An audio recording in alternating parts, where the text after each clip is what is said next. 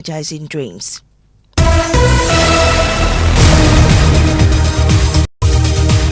Coming up, Imani Africa demands a full-scale audit and prosecution of individuals cited in a forensic report it says uncovers a gold for oil scandal, which it says also raises great concerns about former Bost officials and a partner company alleged to have exploited the program through hidden offshore assets and trade-based money laundering. We have details of that coming up shortly. Also this afternoon, illegal mining chokes central region as residents forced to pay about 120 cedis monthly for sachet or borehole water after Kwenyako treatment plant shut down.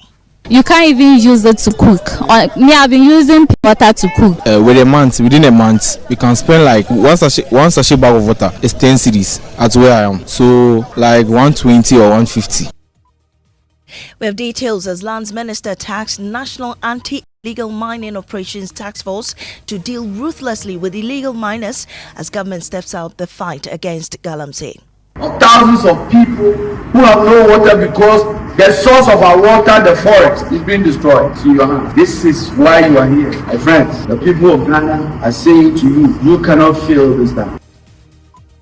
Also this afternoon, Ghana Water Company steps up clamp down on water theft and commercial losses as it announces fresh partnership with security agencies and the judiciary to roll out an anti-water theft measures across the country.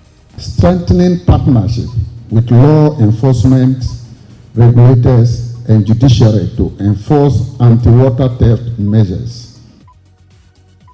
We have more from an ongoing high-powered stakeholder engagement on the menace in sports. University for Development Studies receives widespread commendation after historic feat at the FISU World Football Games. And latest tracking poll by Global Info Analytics puts Harun Idrisu ahead of other contenders as favorite candidate to lead the ruling NDC into the 2028 election. Meanwhile, Dr. Baumia continues to be the clear favorite in the NPP race. Also, Kole Klote NP hits back at persons who attacked her over the revolution led by her late father, President Rollins, describing the act as a sign of cowardice and immaturity. I'm not quite sure if it shows a certain level of maturity, to be very honest with you. I'm very conscious of that. I have no respect for people who are cowards. If you have something to say, own up and say it's you, and let's know that you have said it and you're owning what you've said. Well, she also recounts how her father taught her to fly an aircraft at ages 13 and 15, a deliberate effort to challenge gender stereotypes in aviation. Because he said, he's going to try something with the aircraft, and in case something happens, at least he shouldn't take all the children, you know. I'm being very euphemistic about how he said it. These and more with me, Maame, Nyamekye, Thompson. This is Joy News, independent, fearless and credible. Please stay.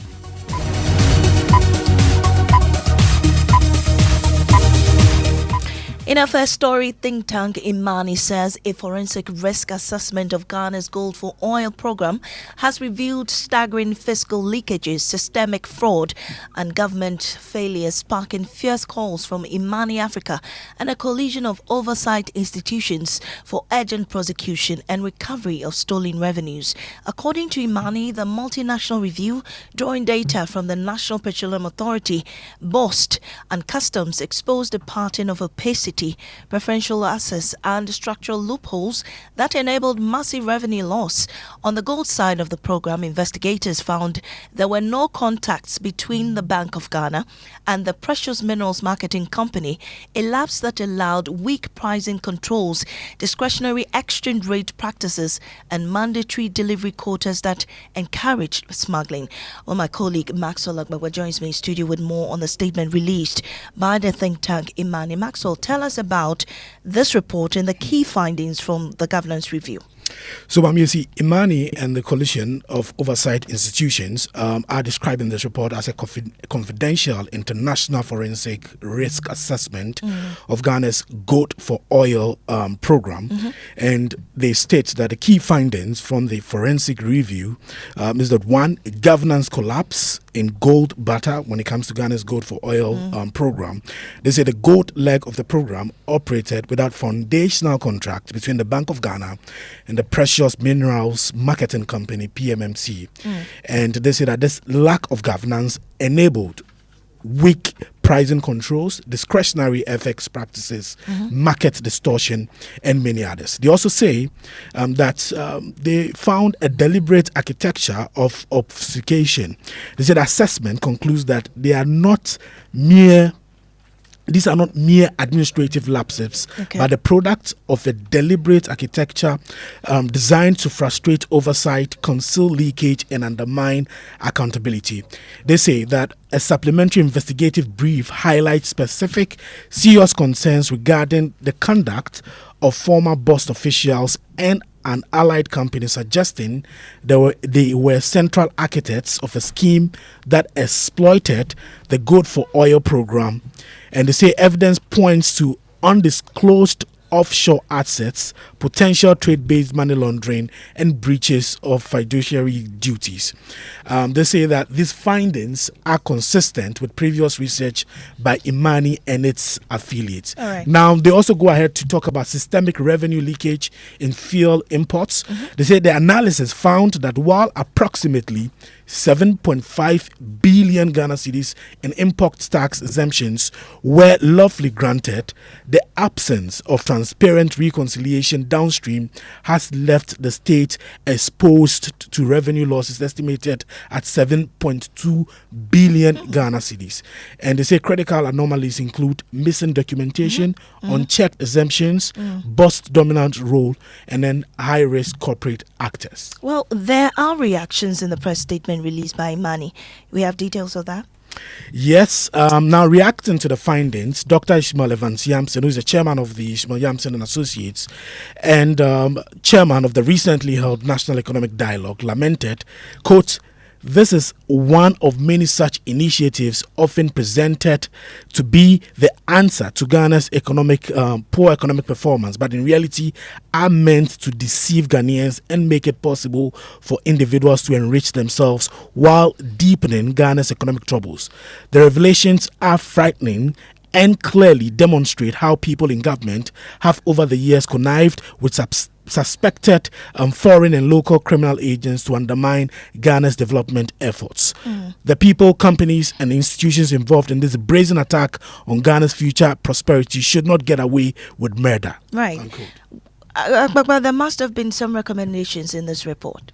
Yes, Imani and its associates have presented the following urgent recommendations to the President and Government of Ghana, the Ghana Revenue Authority, the Auditor General, and relevant law enforcement agencies. Now, one, they are calling for a commission of a comprehensive forensic audit. They say a full vessel by vessel and ounce by ounce forensic audit must trace the entire chain of the Good for Oil program, from petroleum importation to retail sale and from gold procurement to final settlement.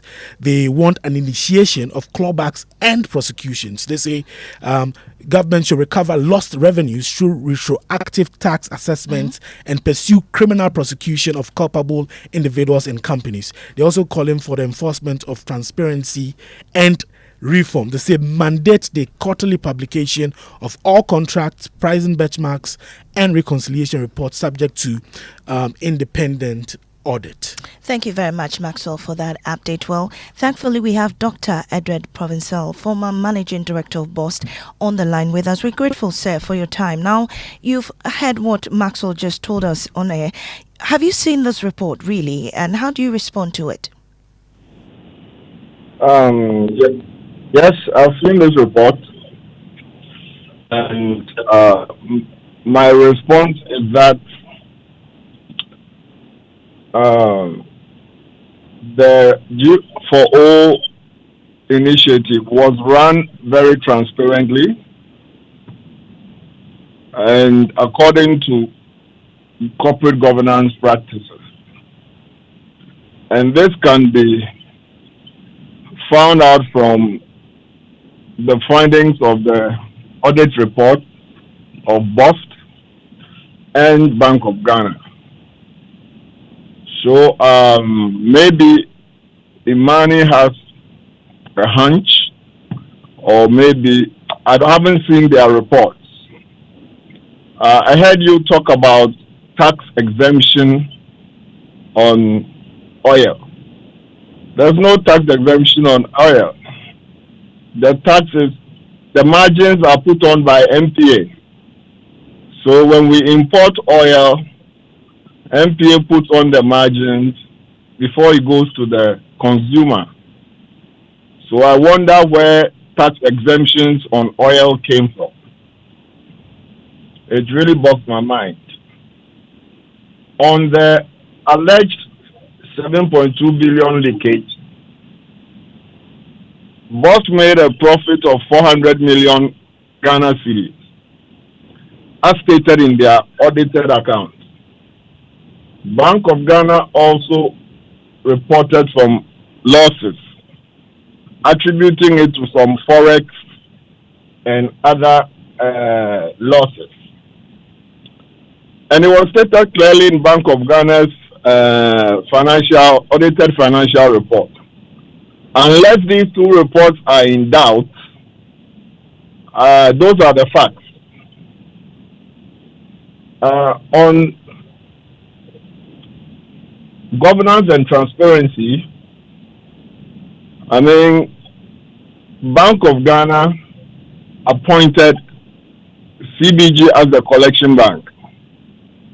The same Bank of Ghana appointed another company as the collateral manager. And no product could have been lifted without the explicit approval of these two entities supervised by Bank of Ghana. Well, the report is also recommending that you be prosecuted. Do you agree to this? Oh, I think if there are untoward findings, the law should proceed.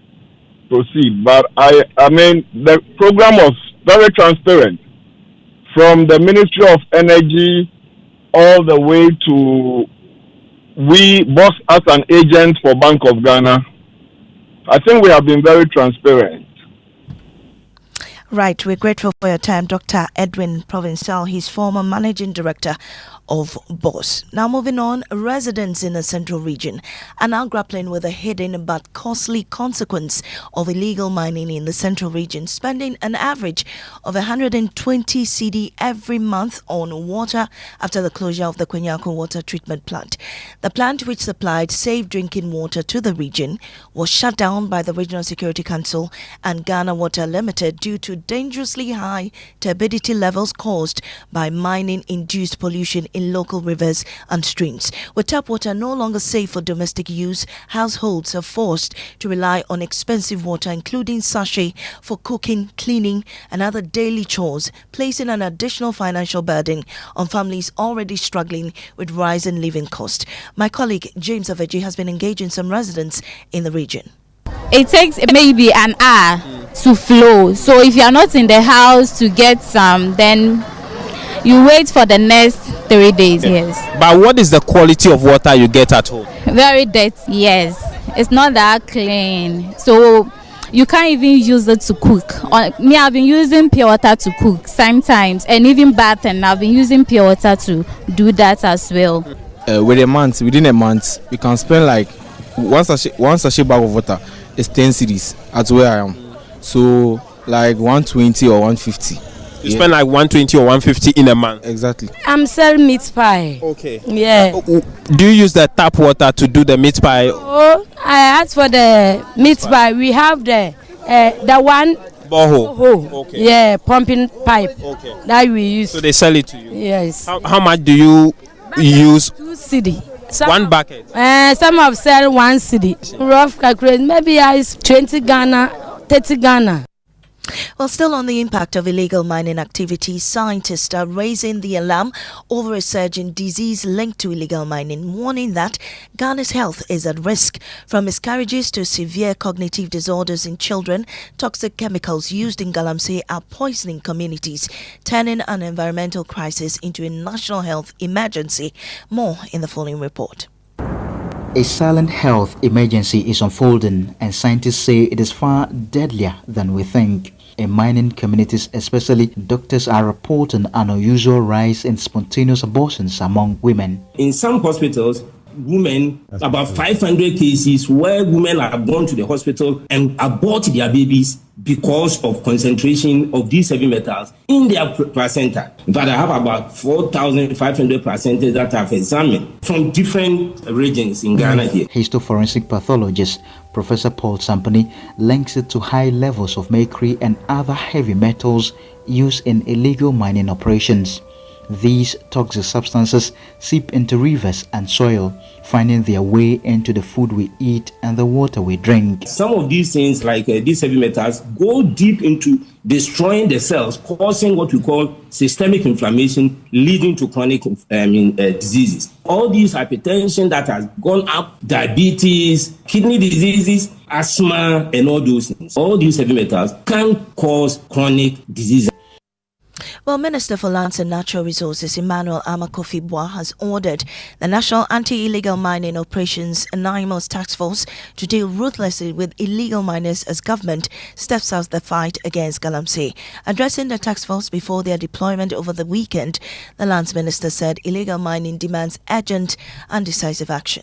When those unseen faces knock at your door to try to compromise you, remember every day that you have pledged to be faithful and loyal to Ghana, your motherland. The children that are all having all these deformities, those that are dying innocently, all the villagers, innocent women and children who are drinking this poison, the hopelessness of thousands of people who have no water because the source of our water, the forest, is being destroyed. It's in your hands. This is why you are here.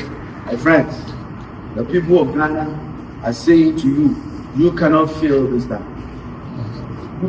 And we will not fail. Yes, sir.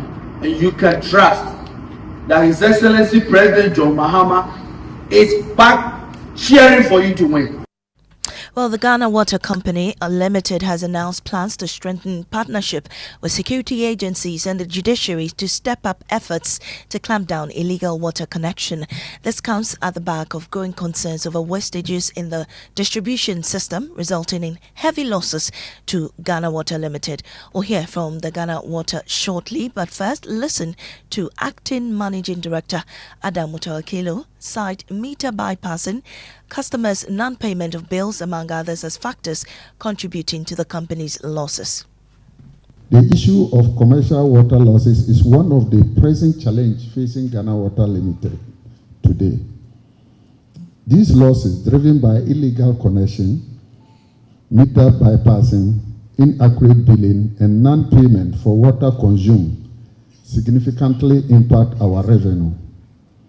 This not only threatens our financial sustainability, but also hampers our ability to expand water infrastructure to underserved communities, maintain and upgrade aging network, and ensure consistent supply of safe and affordable water to all Ghanaians.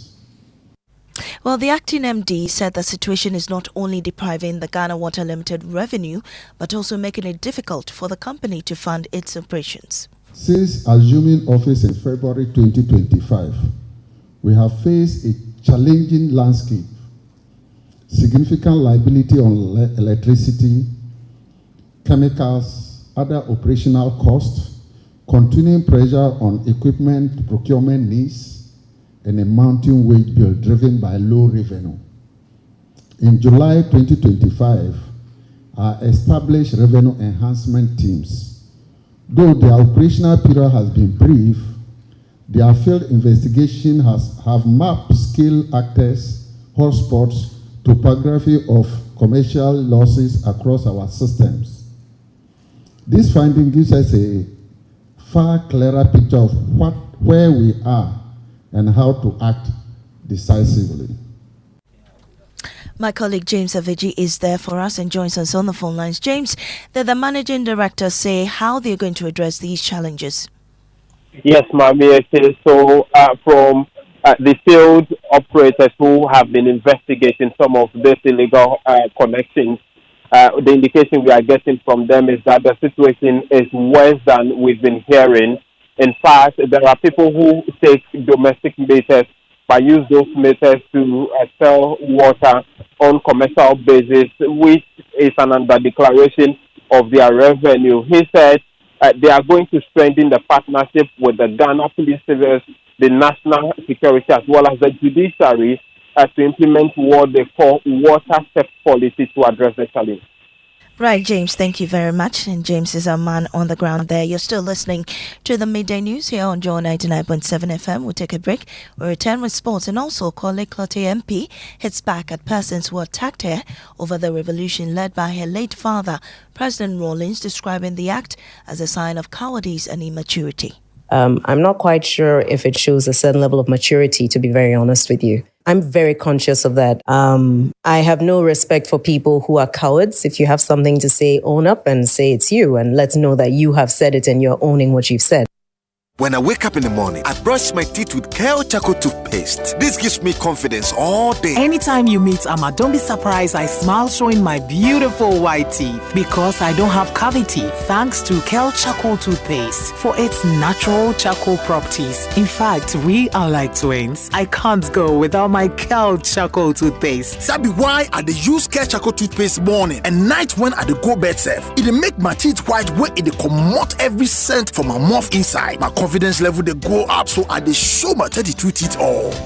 Introducing the Kale Charcoal toothpaste, formulated with activated bamboo charcoal powder, ensures whiter teeth and removes bad breath. The strong natural property of the activated bamboo charcoal removes bacteria, absorbs surface stains on our teeth caused by coffee, wines, and tobacco. Welcome, Kale Charcoal toothpaste. Kale Charcoal toothpaste, Sankofa Yenchi. Kale, happy smile. This advert is FDA approved.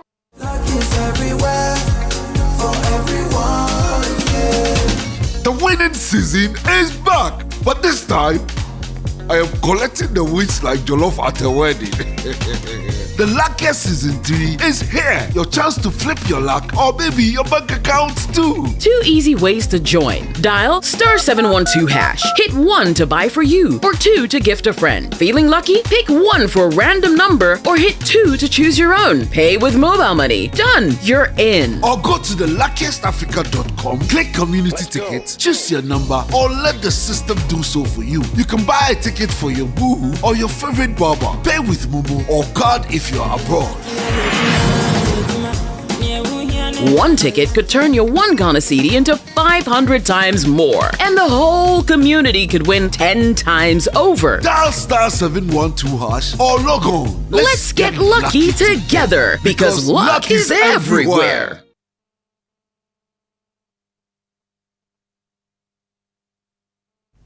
Welcome back to the Midday News. We have sports. Thank you very much, Maame. So the University for Development Studies has earned widespread commendation after securing a historic victory at the FISU World Football Games in China.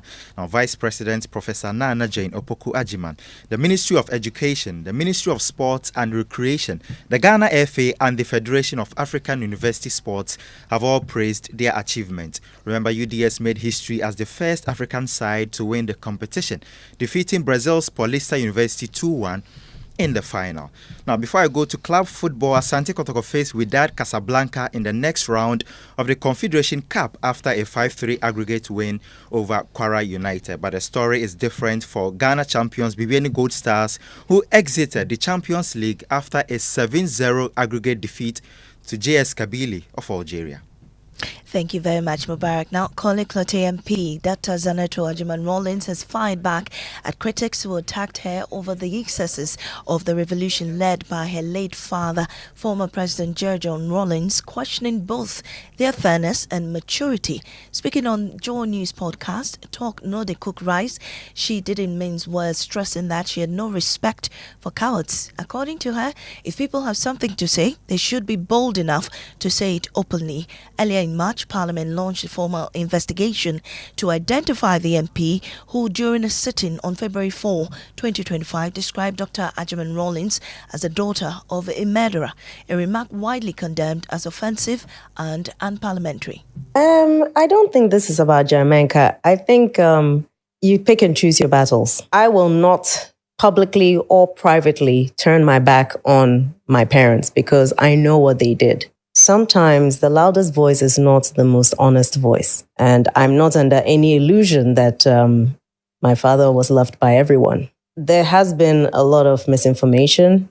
And as a leader, he decided that he would let the buck stop with him. So a lot of things that many people had accused him of actually had nothing to do with him, but he took ownership of everything because that's what you do as a leader. There are people who know the actual truth who are still alive today, but for reasons best known to them, they've kept quiet about what they knew to be the truth of a lot of things that happened. But the fact of the matter is, I don't think that whether it was the period of 79 or 81, anyone can say that it was something that happened without incident. No. And on multiple occasions, I believe my father on various platforms had apologized for the excesses of the revolution, which on behalf of even people who did things he was not aware of. In a society, when you have people who feel that they must have a swipe at someone, at the child of someone because of their disdain for the parent, I'm not quite sure if it shows a certain level of maturity, to be very honest with you. Well, Dr. Zanetor Rollins also shared a personal story, recalling how her father taught her how to fly an aircraft at the ages of 13 and 15. So he came to pick me up one day. We had these new aircrafts in the Air Force, and per the specifications, per the manual, this was an aircraft that with one engine failure, you should have been able to continue flying and successfully land. And he wanted to make sure it was true what the aircraft manufacturers were claiming. He came to pick me up from the house one day to go flying with him for the thing he was going to do. And when he got there, a friend of my mom's was in the house, and my siblings were there, and my mom's friend said, so why won't you take the others? Why are you only taking her? And I remember this conversation so vividly because he said, well, he's going to try something with the aircraft, and in case something happens, at least he shouldn't take all the children, I'm being very euphemistic about how he said it. And, well, in summary, we landed one day and then he got out of the aircraft and said, go. Well, Dr. Zanetor Rollins also said that contrary to popular belief, as children of the then head of state, they did not live a life of glamour, but were instead raised to embrace modesty and simplicity. I remember there was one time when my dad came to the house and there was a vehicle that was there that was, being used for the house. And as far as he was concerned, the vehicle was too nice. So he had the chief of staff at the time, Dr. Tony Eju? No. Ken Obaye, I think it was at the time, or one of the, back in the day, the chief of staff was not somebody people knew. Oh, okay. Except for those who worked within the presidency. And the car was changed to Chanchamaka that day.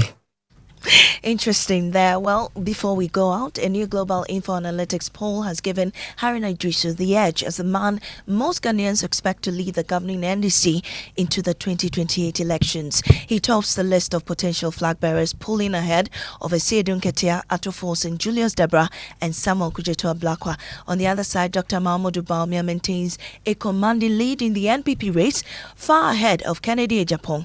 The poll also tested possible 2028 matchups, and the results show Haruna Iddrisu coming out on top against Mr. Bawumia. Fred Smith is in the studio with us to give us some more in-depth into this findings. Fred, now let's look at how the detail gives us the results. Well, the Global Info Analytics poll shows Haruna Iddrisu leading the NDC race for 2028 with 30% ahead of Esiedun Ketia, 24%, Ato Forson, who had 18%, Julius Debra, the Chief of Staff, having 10%, while Samuel Kujeto Ablakwa came in at 8% with his support rising to 45% in a narrowed contest. In potential matchups, Haruna beats Vice President Bawumia 55% to 42% nationally and 63% to 35% in swing regions.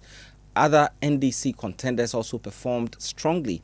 On the MPP side, Dr. Bawumia dominates with 57% support against Kennedy Ejapong's 29% and leads comfortably among delegates, confirming his front-runner status. Thank you, Fred Smith. And we have what's trending, Adobia. What's trending? Well, Maame, the word historic and UDS are trending. Now, the word historic is trending because over the weekend, a lot of historic events have occurred. But key among them is UDS's win in the FISU World Games. Many dignitaries have sent in their congratulatory messages, including the Vice President, Ghana's ambassador to China, Speaker of Parliament, former Vice Presidents, and the list goes on. You know, citizens are also excited, and many are sending in their messages. I'll just take one comment from Badger's Bro. He says, UDS has just put the whole continent on the scoreboard. Thank you very much, Adobia. That's how we end the midday news here on Joy 99.7 FM. Up next is Living Word with Master Mensa Otabil. I am Nyamekye Thompson.